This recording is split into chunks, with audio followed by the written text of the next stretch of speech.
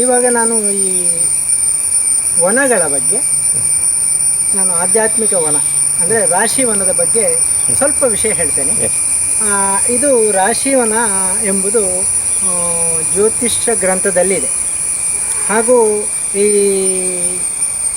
ರಾಮಾಯಣದ ಕೆಲವು ಇದೆಲ್ಲ ನಮಗೆ ಕಾಣಲಿಕ್ಕೆ ಸಿಗ್ತದೆ. ನೋಡಿ, ರಾಶಿವನದಲ್ಲಿ 12 ರಾಶಿಗಳಿರ್ತವೆ. ಈ 12 ರಾಶಿಗಳು ಅಂದರೆ ನಮ್ಮ ಎಷ್ಟೋ ವರ್ಷದ ಹಿಂದೆ ನಮ್ಮ ಪೂರ್ವಜರ ಆ ಕಾಲದಲ್ಲಿ ಯಾಕೆ ಹೇಳಿದ್ರೆ ಅಂದರೆ ಅವರು ಕಾಡಿನಲ್ಲೇ ವಾಸ ಮಾಡುವಂಥ ಒಂದು ಜನಾಂಗ ಇತ್ತು. ಅವರಿಗೆ ಋಷಿಮುನಿಗಳ ಒಂದು ಸಂಪರ್ಕವೂ ಇತ್ತು. ಅವರು ಪ್ರತಿಯೊಬ್ಬ ಮನುಷ್ಯನಿಗೆ ಅಥವಾ ಆದಿಮಾನವರು ಆಗಲಿ ಅವರಿಗೆ ಏನೋ ಸಮಸ್ಯೆ ಬಂದರೆ ಅವರು ರಾಶಿಯ ಪ್ರಕಾರ ಅವರ ಹಿರಿಯರ ಋಷಿಮುನಿಗಳ ಒಂದು ಇದರಲ್ಲಿ ಮಾರ್ಗದರ್ಶನದಲ್ಲಿ ಅದನ್ನು ಅವರು ಫೈಂಡ್ ಔಟ್ ಮಾಡ್ತಾಯಿದ್ರು.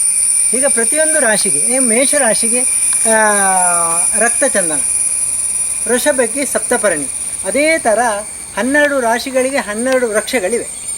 ಇದು ನಮ್ಮ ಜನ್ಮ ರಾಶಿಗೂ ಸಂಬಂಧಪಟ್ಟಂತೆ ಇದೆ. ಈಗ ಪ್ರತಿಯೊಬ್ಬನೂ ಅವನಿಗೆ ಏನಾದರೂ ಒಂದು ಸಮಸ್ಯೆ ಬಂದರೆ, ನೆಗೆಟಿವ್ಸು ಬಂದರೆ, ಆ ಸಂದರ್ಭದಲ್ಲಿ ಅವನವನ ರಾಶಿಗೆ ಸಂಬಂಧಪಟ್ಟ ಹಾಗೆ ಆ ವೃಕ್ಷಗಳಿವೆ. ನೋಡಿ, ಈಗ ಧನು ರಾಶಿ ಅಂತ ಹೇಳಿದರೆ ಒಂದು ಅರಳಿ ಮರ.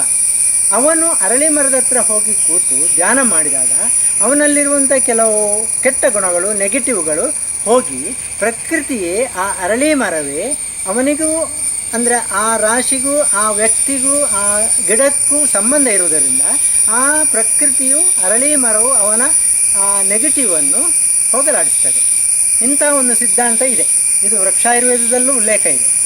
ಹಾಗೆ ಆ ರೀತಿಯಲ್ಲಿ ನಾವು ಇಲ್ಲಿ ಏನು ಮಾಡಿದ್ದೇವೆ ಅಂತ ಹೇಳಿದರೆ, ಆ ಒಂದು ಪುರಾತನದ ಆ ಒಂದು ಸಿದ್ಧಾಂತವನ್ನು ತೆಗೆದು ಜ್ಯೋತಿಷ್ಯ ಗ್ರಂಥದಲ್ಲಿ ಮತ್ತು ಬೇರೆ ಬೇರೆ ಗ್ರಂಥಗಳಲ್ಲಿ ಅದು ಉಲ್ಲೇಖ ಇರುವುದರಿಂದ ಅದನ್ನು ತೆಗೆದು ಪ್ರಕೃತಿಯಲ್ಲೇ ನಾವು ಈ ರಾಶಿವನ್ನು ಆರಾಧನೆ ಮಾಡುವಂಥ ಒಂದು ಇದನ್ನು ನಾವು ಇಲ್ಲಿ ಮಾಡಿದ್ದೇವೆ.